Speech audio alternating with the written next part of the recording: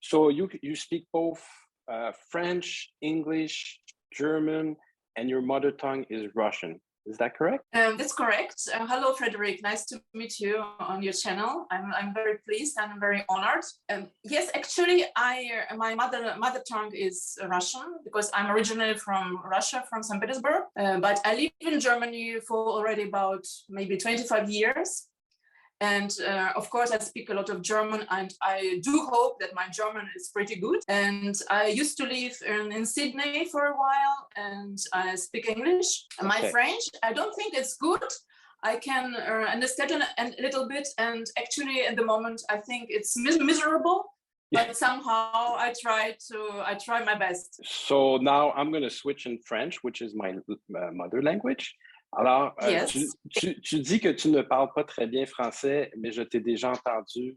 Et moi, personnellement, je trouve que tu es très bonne. Mais j'aimerais savoir, c'est où est-ce que tu as appris le français? Est-ce que c'est à l'école quand tu étais en Russie? Est-ce que non, en fait, je n'ai pas appris le français à l'école. Mais le français, pour moi, c'est une langue qui me plaît beaucoup. Normalement, je voyage en France pour les vacances. C'était un fait pour moi pour apprendre cette langue parce que normalement en France, on peut communiquer avec les gens, on peut faire commander un restaurant, acheter quelque chose. Je crois c'est juste normal. C'est moi encore un grand plaisir, juste un hobby pour moi. C'est un hobby, oui. Est-ce que tu as des trucs pour apprendre le français? Des façons comme pour apprendre plus facilement? Parce que c'est difficile d'apprendre une langue. Oui, je crois en langue, pour moi, il y a beaucoup d'émotions. So, pour moi, c'est très important pour écouter la musique, écouter la chanson en français. Pour moi, c'est important voir le film en français, peut-être lire naturellement. Toutes ces choses sont émotions pour moi. Les émotions. Oui. C'est intéressant ce que tu dis, parce que souvent, quand on parle, quand je vais voir sur différents sites sur YouTube pour apprendre les langues, personne ne parle d'émotions. On parle que c'est important d'écrire, que c'est important d'écouter, que c'est important de parler et de lire. Mais les émotions, je pense que c'est ça qui est le plus important. Parce qu'il faut beaucoup de motivation pour apprendre une langue. Parce que au début, c'est plate, c'est langue vague. Apprendre les prépositions, apprendre le vocabulaire. C'est un peu difficile d'apprendre une langue sans émotion parce que normalement, apprendre la langue pour longtemps. Pour moi, chaque matin, j'ai vu un peu le journal en français, juste nouvelles, juste news, comme on dit en français. Les nouvelles. Yeah, so c'est juste, pour moi, c'est radio. Pour moi, c'est pendant j'ai cuisiné quelque chose, écoute le radio français. Juste la radio, c'est bon. Comme background. Mais c'est intéressant. J'ai fait le ménage, j'ai écouté quelque chose. C'est vraiment important pour faire une atmosphère française dans nos maisons. Mais c'est bien. Là, j'ai une autre question, puis tu peux répondre soit en français ou en anglais ou en allemand, en fait, ou en russe. Quand tu parles dans une autre langue, est-ce que tu trouves que ta personnalité change? Oui, je change beaucoup. Être un peu comme actrice, comme... oui. Oui, je crois que pour une femme, c'est très, très naturel. Peut-être pour un homme, c'est différent, je ne sais pas. Mais pour moi, oui, c'est vrai. Oui, j'ai changé beaucoup. Puis un peu dans la même ligne d'idée, est-ce qu'il t'est déjà arrivé de rêver en français ou en allemand? En quelle langue tu rêves? Je pense beaucoup en allemand.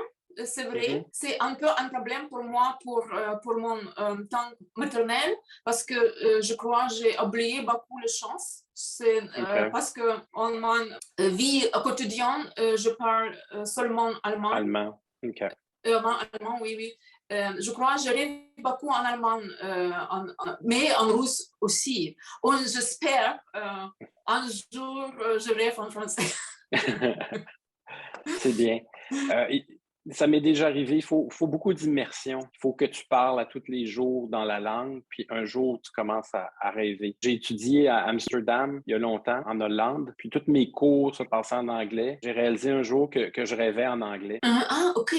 La même chose m'est arrivée quand j'ai vécu au Mexique pendant 3 mois. Après un certain temps, j'ai réalisé que je rêvais en espagnol. OK. Oh, c'est intéressant. Oui. Mais après ça, quand je suis revenu au Canada, au Québec, ben là, je recommence à rêver seulement en français. Das ist sehr interessant. Jetzt, ich habe für dich andere Fragen. Du hast Ja, sehr gerne. du hast auch einen YouTube-Kanal, richtig? Ja.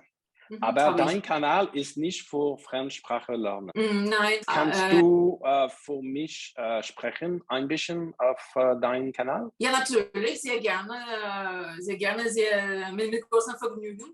Natürlich, das machen wir bestimmt. Mein Kanal ist in der Tat nicht über Sprachen lernen. Und die Idee war primär, um tatsächlich mein Russisch zu verbessern und ein bisschen anderes Russisch zu sprechen, weil, wie gesagt, ich habe nicht so viel Möglichkeit, Russisch zu praktizieren. Und ich wollte über irgendwas erzählen, was mir Spaß macht. Und das ist einfach ein Thema, was sehr dominant auf meinem Kanal ist. Es ist natürlich ein Kanal primär für Frauen. Ich spreche sehr viel über verschiedene Düfte, wie du weißt.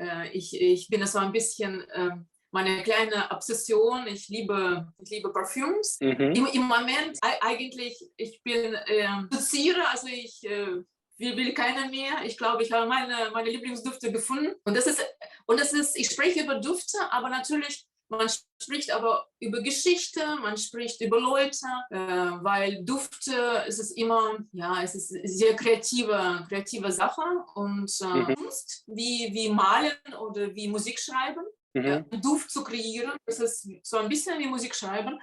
Und ja, und das ist ohne Zweifel eine sehr interessante Welt. Ja, und darüber spreche ich auf meinem Kanal. Und ich bin nicht so fleißig wie du, ich drehe nicht so oft Videos.